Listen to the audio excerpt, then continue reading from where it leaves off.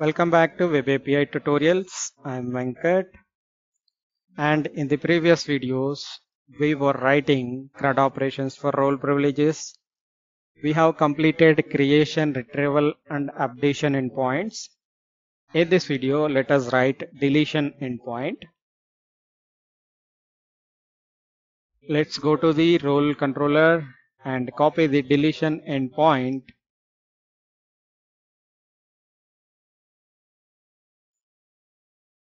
and paste it and modify the role to role privilege. Delete role privilege by ID, delete role privilege async, role privilege repository, role privilege, and it is a role privilege, and role privilege not found, and role privilege. Yeah, modification done. So if you start writing all this similar stuff, it will take more time. So that's not required because we already know what happens and how to write all this. Okay, deletion endpoint done. Rerun it. Let's create a role privilege.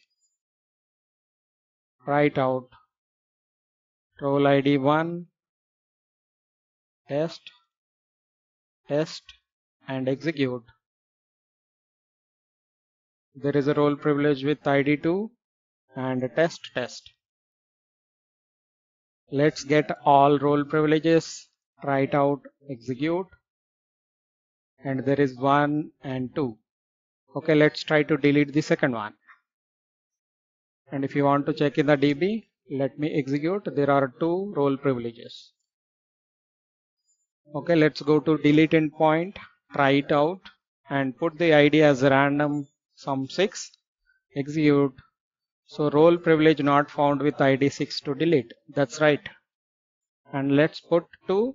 There is a role privilege with 2, execute, and you can see status true, status code 200, deleted. Okay, so because it is deleted, let's go to DB and execute. So it's gone, second one is gone, it is deleted. And let's go to role privilege all, execute it. See, you are getting only 1. Okay, the second one is deleted. So the delete endpoint also working. So this is how we can create CRUD operations for role privileges. So we have created Web API endpoints till now. Let us consume these endpoints. Let us consume these Web API endpoints inside Angular applications. Let's start consuming it. Okay, from next video onwards, we are going to consume these endpoints in Angular application.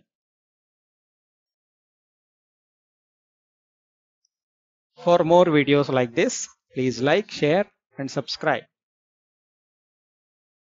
Thank you.